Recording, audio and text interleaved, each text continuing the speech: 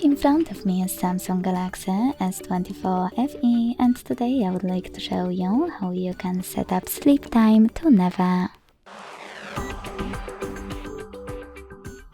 Begin by opening Play Store and downloading free app called Caffeine Keep Screen On. It has to be from this developer.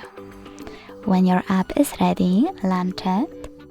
Hit OK and make sure that Timeout is set up to infinite.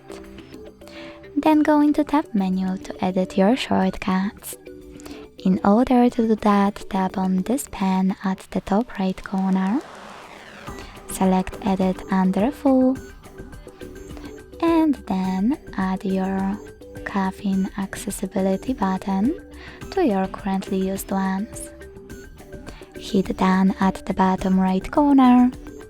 Go back and tap on your new Caffeine shortcut. Then use this switcher next to Allow Permission, go back and tap on the shortcut one last time, this time to activate it. Thanks so much for watching. If you enjoyed this video, leave a like, comment and subscribe. Bye!